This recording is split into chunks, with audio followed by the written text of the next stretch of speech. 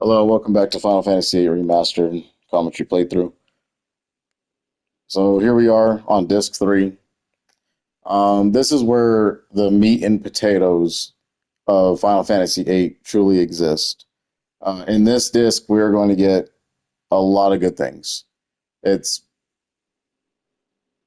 got a lot of side quest stuff too.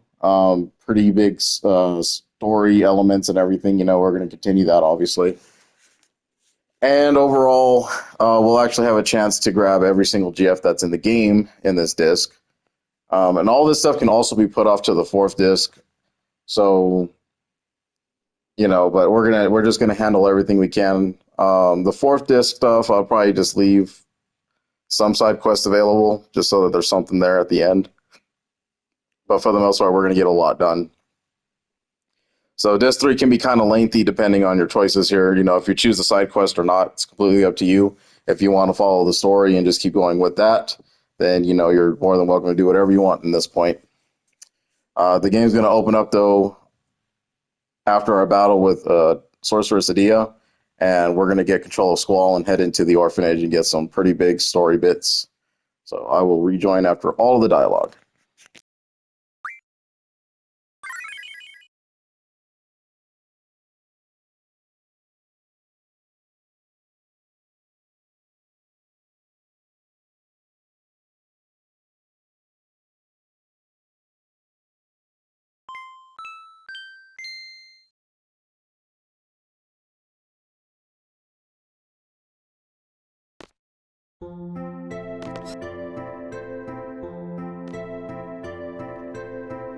So Renoa is stuck in a comatose state since the last scene that we saw her hovering over Cypher and pretty much giving him life back, or whatever the situation there was.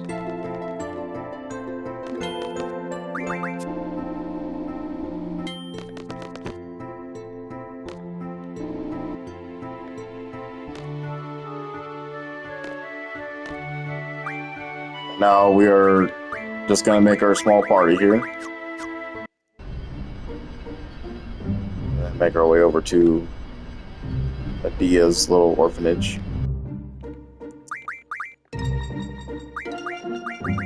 And then from that last fight, go ahead and reset all your junctioning. If you messed anything up, you don't want certain things, then go ahead and change it all up.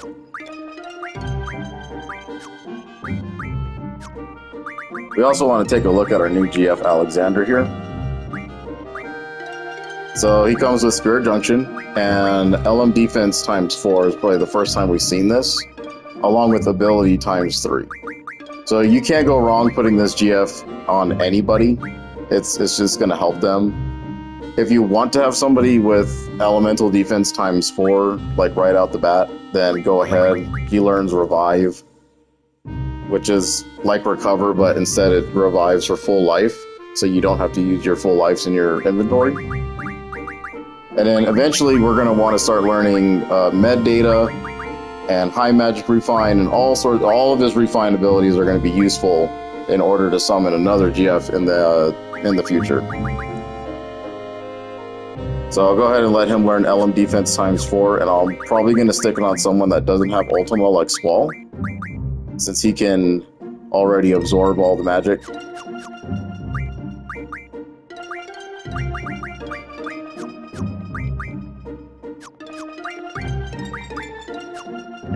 They're both tied at 3, so I'll just give it to Questus.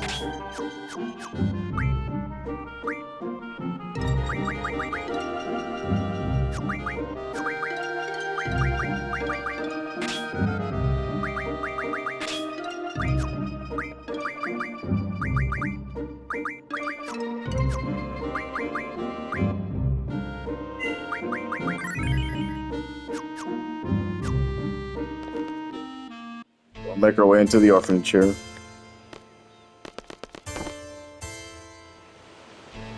Now, kind of covered up by Irvine's jacket here, we have another Timber Maniac. So I'll go ahead and pick that up. That should be the 10th Timber Maniac that we've picked up to this point in the game, if you're following along with me. If you have 12, it's because you picked up the You picked up the one, the two that are in the Shumi village. I recommended not doing that though, because you're going to miss out on having Ward in a upcoming dream sequence with Laguna. But if you did, it's okay. It's not a big deal.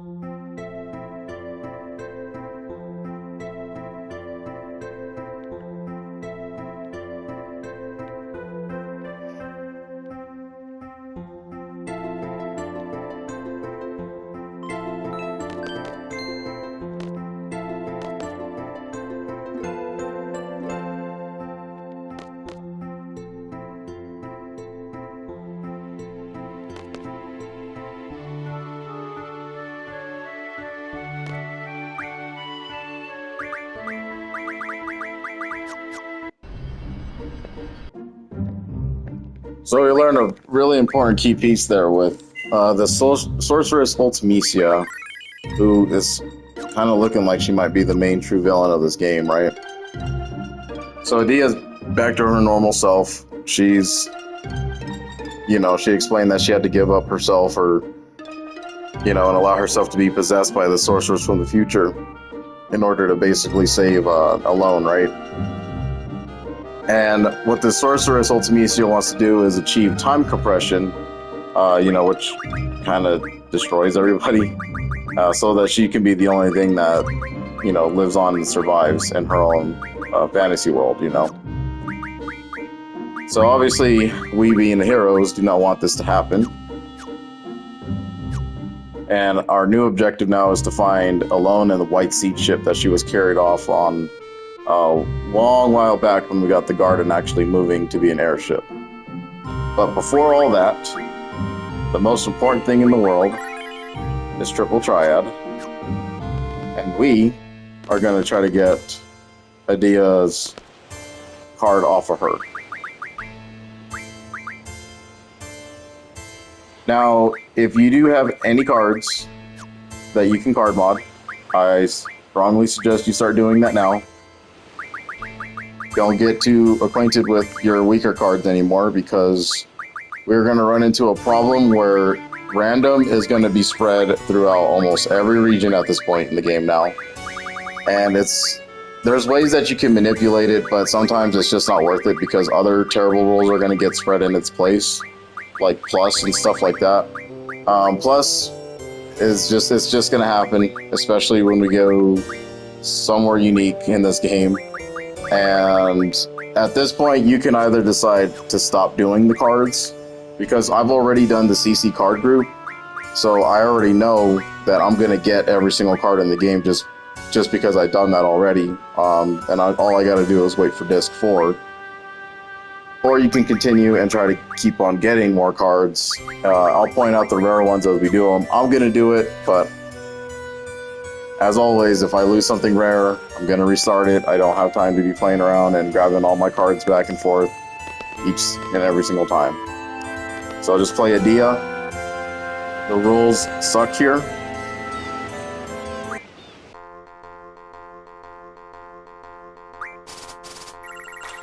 And we gotta play our hand no matter what we get.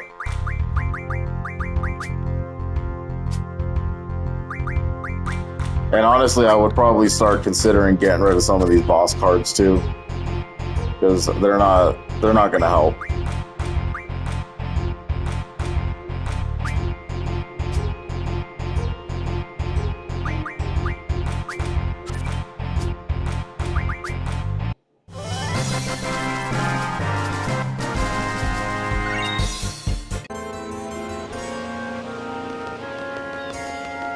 Alright, so since I picked up another rare card, I'm going to go ahead and exit to save.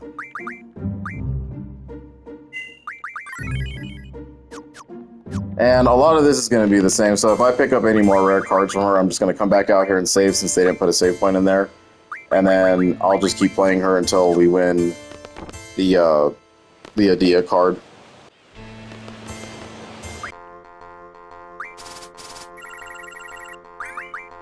Ideally, you want to try to win these rounds first time go, because that rule that she has established with sudden death, you'll actually trade hands. And sometimes it can work in your benefit because you'll grab their rare card, but they more than likely will grab your rare card from you. So when you can't see their cards, I usually play a little bit more aggressively.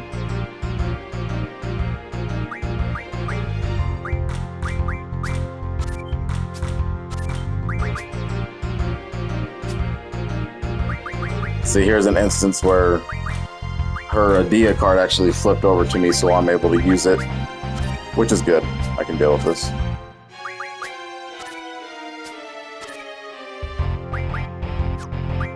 You don't want to get too caught up in the corners, because the AI is trying to bait you into making a really bad decision.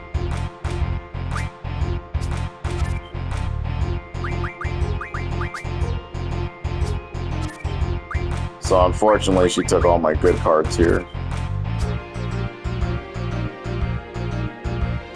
So we could have a really hard time winning this one.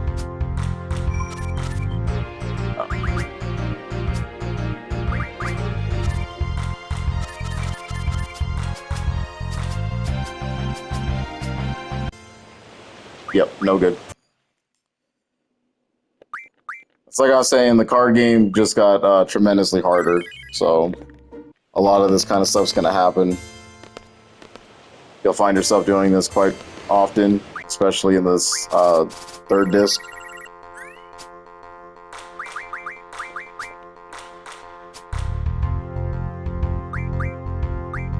And sadly, there's just no way to stop this, you know?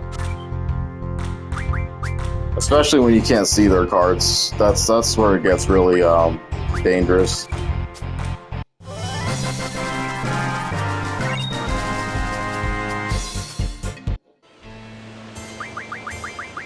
So with the Adia card, she'll transform into 3 Royal Crowns. So this is another way to gain Royal Crowns if you need them. But we already pulled 2 off, and more than likely, you're probably only going to need to use 1 for Magic plus 60 ability if you use it for that method. So if you're doing like a full mage build and you know your Magic only runs or whatever, then obviously that's going to help you out. Because those the stat abilities don't go any higher than plus 60%. Those are the highest you can achieve. HP plus 80% is the highest HP percentage you can increase. So with Adia done, and we got her card, we now want to save our game. And you actually want to take a detour inside the garden. So I kept running back and forth to the training center in hopes that this magazine was going to drop, but I guess it's just until you hit disc 3, this is when this thing's going to show up. So if you want to battle, go ahead and battle, but put encounter none on if you want to. Head to the training center, go to this left side, and then you'll see this little book on the ground. That is another Weapons Monthly. So we'll give it a read. And we got even better weapons now. Now you can visit any shop that you want, any town, go and upgrade if you wish to. I'll be doing that probably a little later. I don't need to do it right now because we're not in any kind of conflict. We're actually on a manhunt, so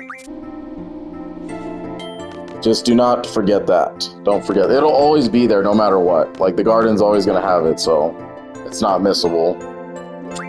But it's just something to get right now so we don't forget.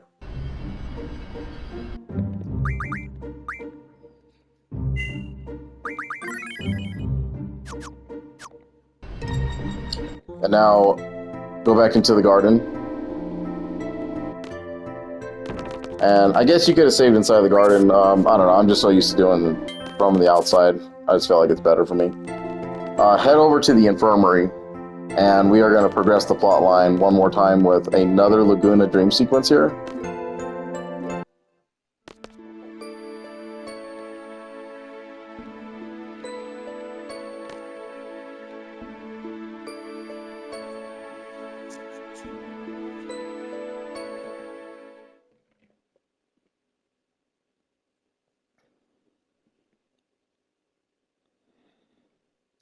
And then for this sequence, so if you actually had picked up those Timber Maniacs in Shumi Village, Ward would not be an option here. So if you remember who you were using in your party, just equip that person to their stuff, and they're probably going to jumble up the GFs here, which I don't like.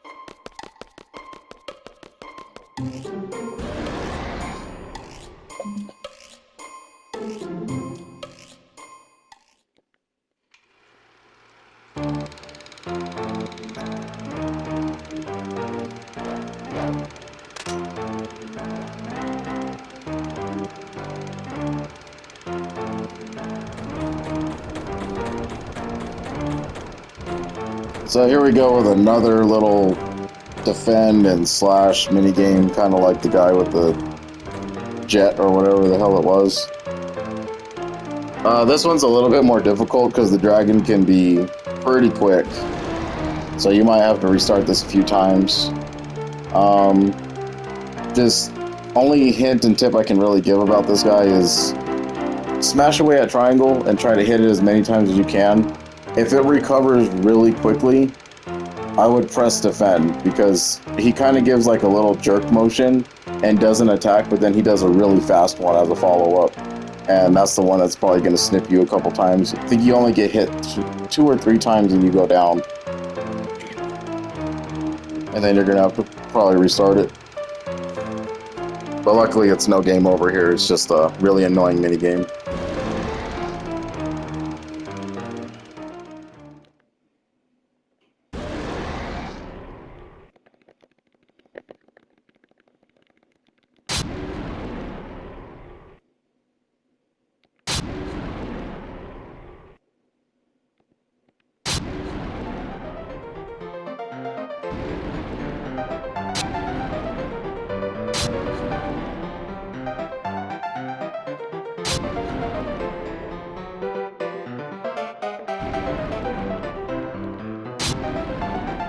So kind of like that fast recovery that he did, that's when he's going to strike pretty quickly.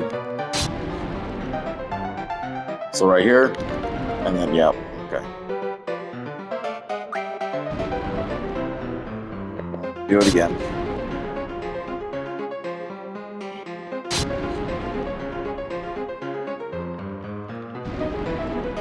It's just, there's like a delayed response to the button mashing here. So just keep hitting the button. When he recovers very quickly, that's when you want to kind of smash away at square.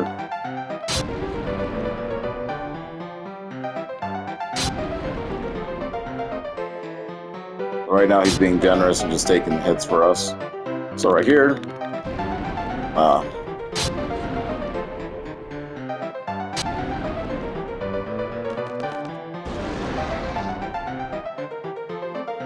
that doesn't affect anything but your patience, so don't worry if you mess it up a bunch of times, it is very hard.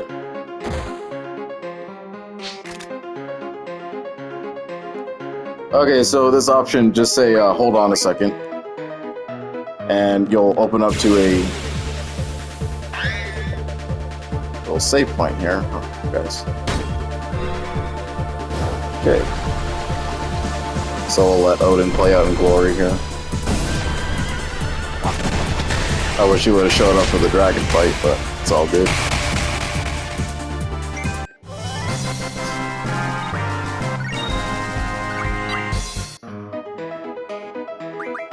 Okay, so with this sequence right here, they jumbled our GFs all around again. So, you know, if you do remember and you're writing down which GFs you had junction to who, this will probably be a lot better for you. But I kind of just go with, you know, as long as they give me full bars here, that's all I really care about.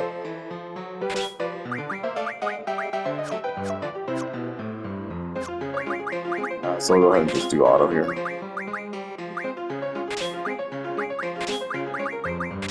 Then you can actually card this Ruby Dragon too if you don't want the experience from him.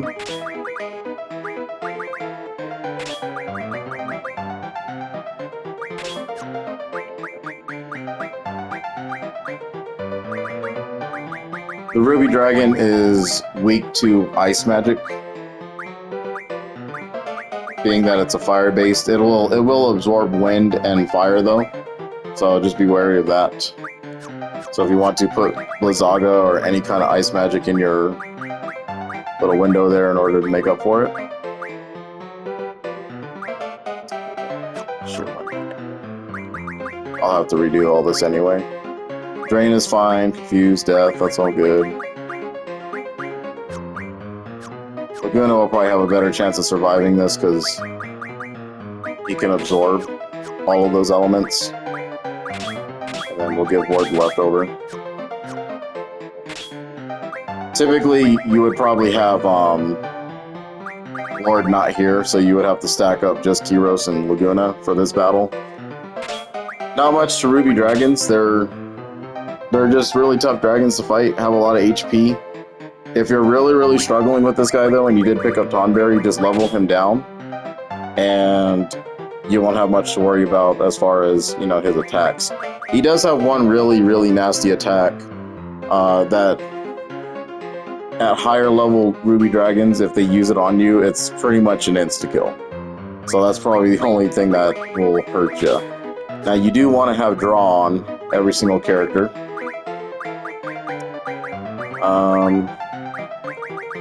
Let's see here. Because there's a high chance that this guy is going to be pretty high level. And if he is, I do want to draw at least some meteors. You don't want to stay in the battle too long with this thing because it can hurt you. Bug's not a bad option. But really what you need is HP. That's too much. Okay.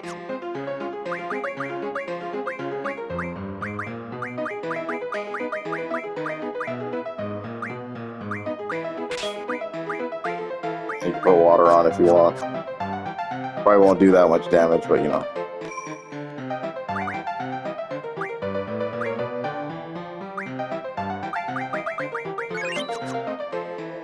So this will be the first time we actually checked our GF since the end of the disc. If there was anything that you were learning beforehand, go ahead and, you know, put it back on so that you can learn it. Or you can just continue to learn the newer stuff that you were trying to learn anyway.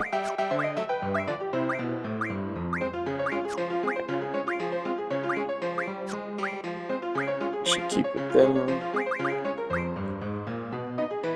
And this is where Cerberus really shines right now, because now he's going to gain a status attack junction, which you definitely want to start learning.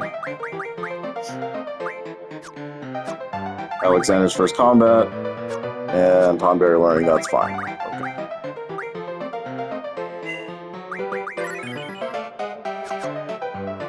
Alright, so now we're going to take on the Ruby Dragon, we'll see what kind of draws he gives us.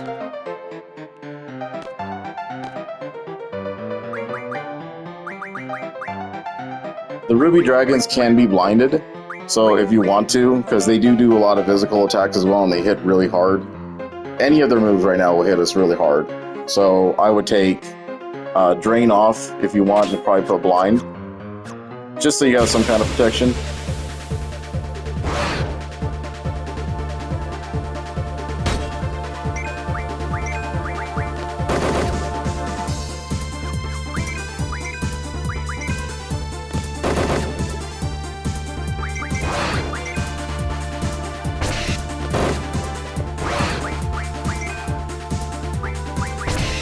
Okay, I guess not.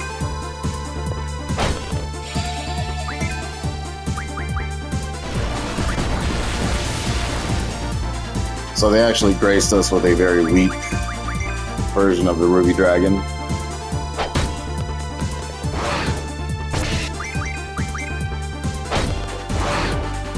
Alright, so we got some Inferno things there. I'll just go ahead and card this guy.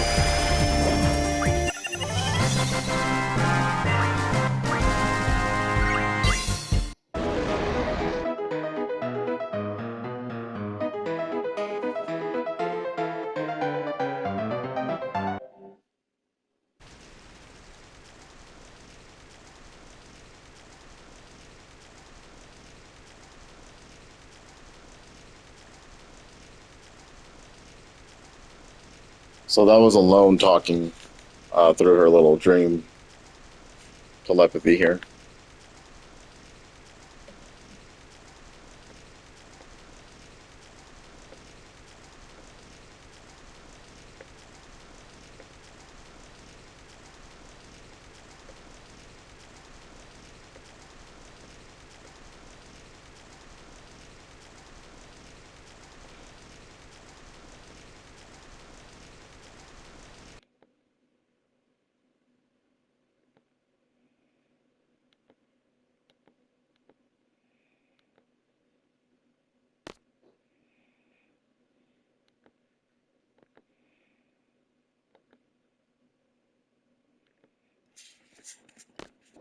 So that's our next hint of what we're supposed to do to progress the story here. And we are going to travel back to the orphanage.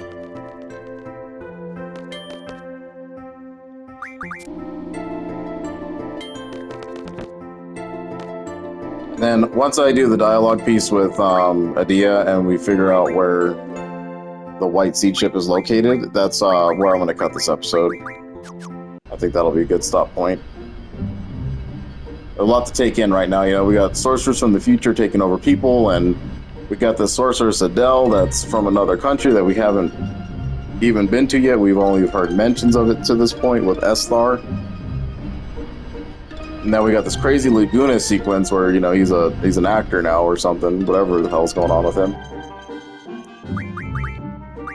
Just a whole bunch of craziness right now. That Final Fantasy good stuff, you know?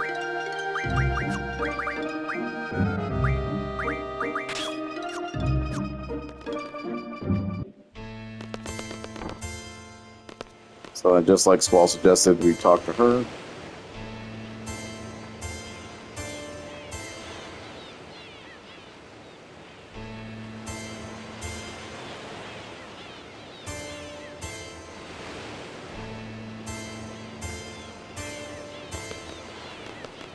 So yeah, you need to come in. You can actually find that ship just by basic traveling. But if you do come across it and you try to dock there, they're going to tell you that you're going to need like proof that you were sent by the sorceress or something like that. So you have to absolutely come here, grab that letter first, and then it's a scavenger hunt to go look for that white seed ship, which we generally located somewhere within these little like crevices or something like that. So we'll spend some time looking for these guys in the next one, and we'll continue from there. So thanks for watching this, and I'll see you in the next video.